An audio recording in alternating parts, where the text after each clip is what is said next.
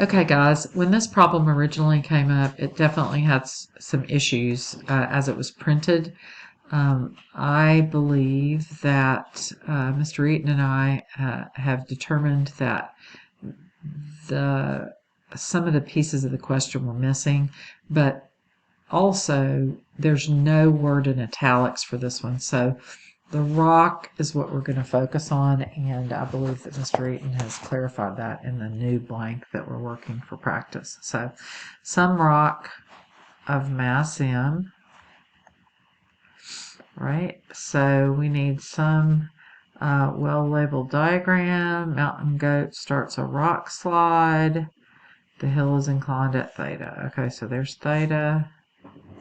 And while I do that, I'm going to think about, that my drawings are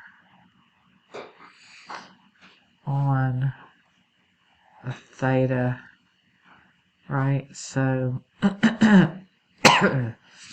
they're at some theta. So let's see, we got rocks here on the incline. They crash down the slope. Okay. Oh, that's good. Okay, so think that if you do this on the free body diagram on the AP exam, that you don't need to leave it. So you can use it to get your bearings. But we know the rock is going to have an FG. I'm going to put that over here close to theta. We know there's going to be some force normal.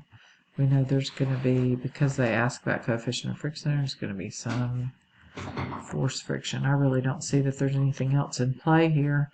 And if I go over and I want to do this, sorry, I'm having trouble keeping it straight. If I want to do this, FG, then I know that I still need to, keep the other, I just need to redraw the diagram. I don't need to just do the components because I think that is not good. So I'm going to say that parallel to the plane,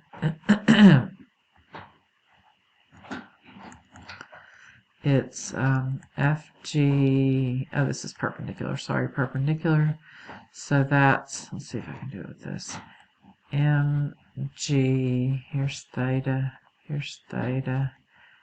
cosine theta, right?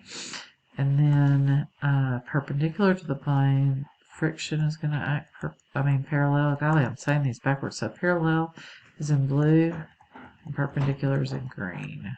All right, so this is going to be FG parallel, which is going to be MG sine theta, because it's opposite of theta. Okay, so let's do our given over here. What are we given? We're given, I would really encourage you to write a given each time. Mass can be expressed as M. We weren't actually given that, but we can know that. FG in the X should equal, let's see, FG should equal mg, right? FG in the X should equal mg sine theta. FG in the Y should equal mg cosine theta. They want us to find acceleration and coefficient of friction. And they want it in terms of these things. So this is not a numerical solution. We do know that because it starts a rock slide, it's starting from rest, and it's definitely got a constant acceleration, at time something. Did I just snake myself here? That's bad. Okay, what if I just go right here? Can I make it go again? Yeah, time t. Okay, so at time t, it's going to reach whatever v final it has, and the slope is going to be the acceleration, and the area under is going to be the total displacement, right? Equals area under. Okay, so let's see, we've made a diagram. We've made force diagrams. We've made the velocity time graph. We've listed given quantities, and now we need to find acceleration. Okay, in terms of those things, right? So my kind of go-to for acceleration will be sum of f equals ma, and I also think it would be smart to do equality statements always. So let's do equality in the parallel, right, would be F net. Just because it's called an equality statement doesn't mean it's equal. I believe that they want us to find the acceleration, which insinuates that it's not equal. So Fg parallel minus F friction should give us the net force. Yeah. Sum of F is the same as F net. So F net in the X, right, should equal ma in the X. And there isn't any. So X and parallel are the same to the plane in this case, and there isn't any acceleration in the perpendicular, right? So if we did the equality statement for this in the perpendicular, then all it would be force normal equals FG perpendicular. So that's just balanced. Now, I'm sure that'll come into play if we're trying to find coefficient of friction, because force normal is going to equal whatever we, have up here, FG perpendicular, right? So, okay, so let's see. We can say MA equals this. So I think that is what I will say. MA parallel equals FG parallel minus force friction, right? So we see the acceleration it has is this minus this.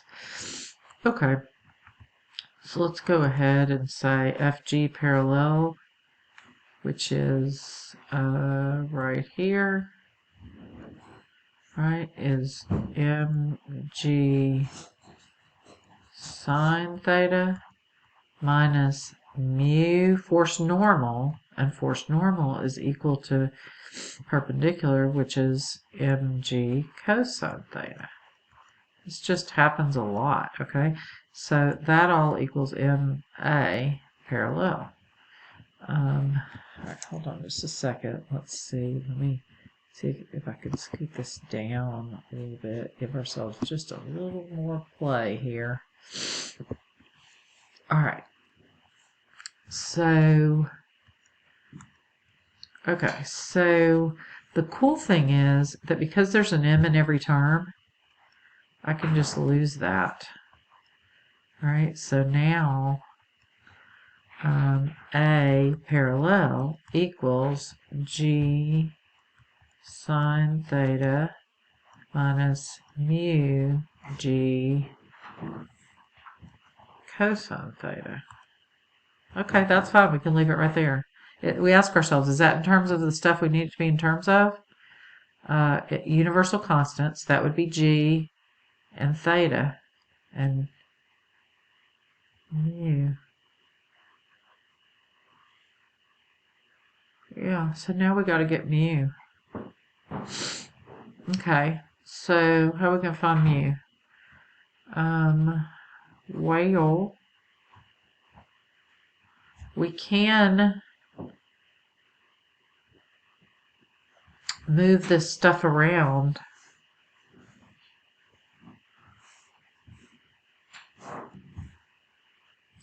Okay, so in the end, I've got to find a way to express mu as a function of these things. So this is kind of at the end, and it's a little bit tough. I'm just going to give myself some, let's see if I can get the eraser going here. Can I get the eraser going? Oh, apparently I cannot. Let's see. Nothing. I've got not a darn thing.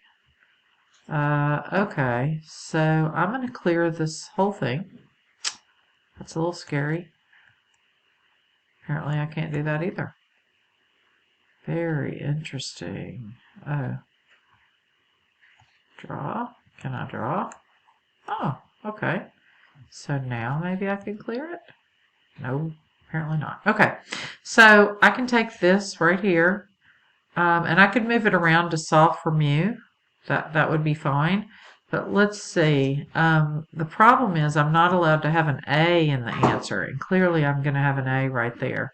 So what I probably need to do is put the A into something. So if we think about it, I've got V equals AT plus V naught. Well, I'm not allowed to have V's in. So if I put the A in, that still doesn't get it for me. You know, if I take this, right, and put it in up here, that doesn't get it for me. Okay, so we can look again.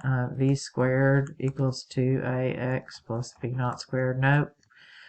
V's are still in there. What if I do x equals 1/2 a t squared? And let's look. We started from rest, so those other terms go out, right? So what if I put my a in right there? Well, that's going to put in, so it's going to be x equals 1/2, and then for a, it's going to be g sine theta minus mu g cosine theta, right? T squared. Okay, I can tell you right now that's going to get it, because what do we have? Universal constants, g. We can set mu. How are we going to get mu by itself? Well, x equals 1/2. I can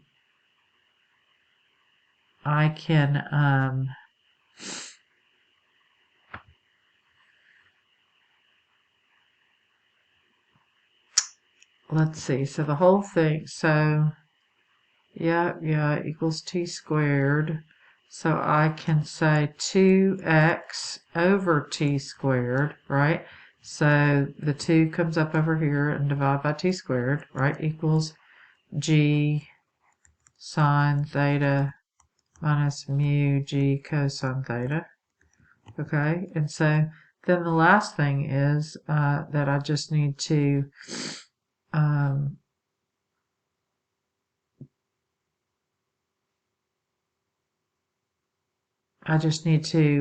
subtract. I just need to subtract g sine theta from each side. So 2x minus g sine theta over t squared. And then I need to divide. Once I've done that, then I'm going to divide by g cosine theta. Right? And that gives me negative mu, or negative in front of this term gives me mu. So I know that's a little crazy at the end, but that's the equation we're shooting for right there. Okay, so yeah, that's a little tough.